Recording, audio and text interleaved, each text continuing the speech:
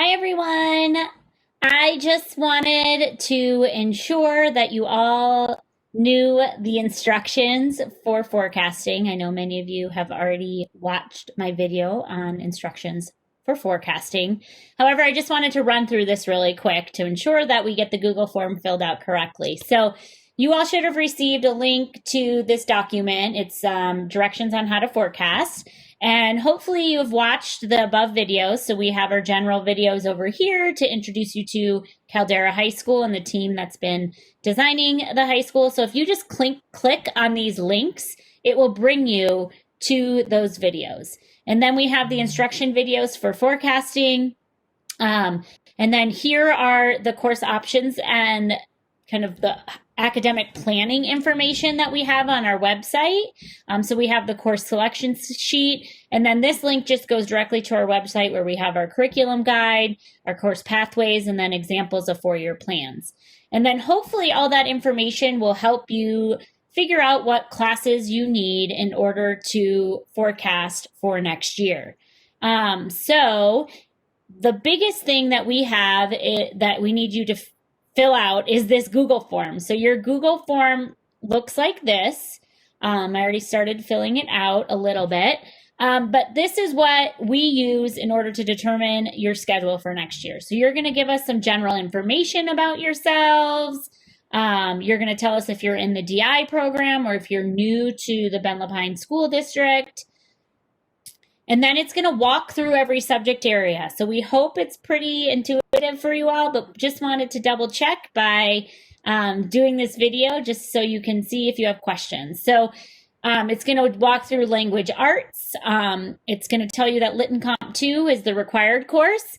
Some of you guys might be interested in taking an additional elective. So AP Seminar and Yearbook are listed under there. However, you're going to list those as elective courses, not as your choice for your core English class right now.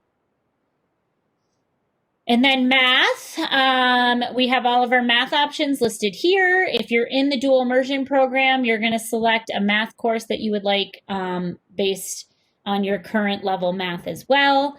If you do select a higher level math course, it's going to automatically make sure that you're approved to take that course. So I had selected geometry. I just need to have a conversation with my math teacher to ensure that my pace in Algebra 2 has prepared me well enough to go into the next level of geometry. It's just a double check to make sure that you guys are signing up for the right math course. So we just like to do that. And then it's going to have you list the chemistry course as your selection for science. Again, many of you guys could take a biotech class as an additional science course if you wanted to as an elective, but you're going to list that in your elective options because we just want to make sure that you're not signing up for too many classes because you have your core classes and then you have your elective classes. And then for social studies, 10th graders this year will not have a social studies requirement since you already completed world history last year. So if you wanted to, you could take a social studies elective with AP Human Geography or AP World History. And that would be listed on here. And then you would also, if you're in the DI program, you're going to be taking Historia de las Americas as part of your required curriculum. So you would list that here. And then every student will be taking PE and health. So you're going to look at the different PE courses and let us know which one you would like, and that you're going to be taking health on campus. Some of you may have taken health online for health too, so just let us know as well if you're doing that. And then that gets you done with your core classes. And then we're going to have you enter in all your electives. So our course selection sheet is linked on here. You can click on here and it will bring you to that. It's linked on the forecasting instructions and it's also linked on our website. So don't feel like you have to read this teeny tiny print, but this is just on there as a reminder of, hey, look at me, so you know all the course options you have. And then you're going to start listing your core classes. So if you're in the DI program, you're going to list 2.0 credits of electives. And if you're in, just as a regular Caldera High School student, you're going to list 3.0 credits of elective. So that's where we go back to the video presentation that I had about forecasting, and that you need to double check the credits that are associated with your elective choices and ensure that you have enough to meet that 3.0 threshold.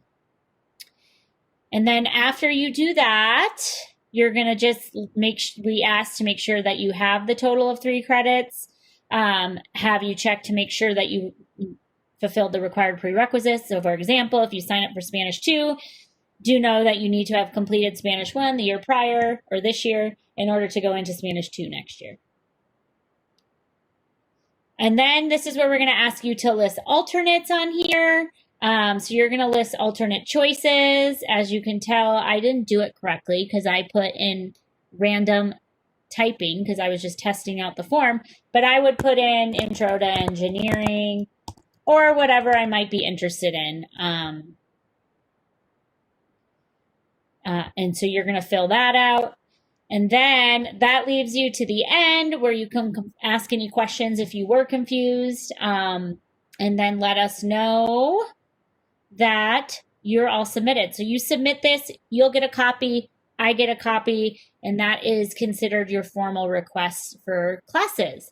So I hope that all makes a little bit of sense. So essentially, just to highlight it again, watch the videos on this sheet, ranging from the intro to Caldera High School, the instructions for forecasting, review all your course options to ensure that you're selecting the right classes, and then fill out that Google form as the last hurrah for submitting your course requests. I hope you guys will find that this is a easy process, or at least seamless process, but do know we are available to help you. So if you have any questions, feel free to reach out to me or Mr. Boyd, or attend any of our Q&A sessions that we have coming up.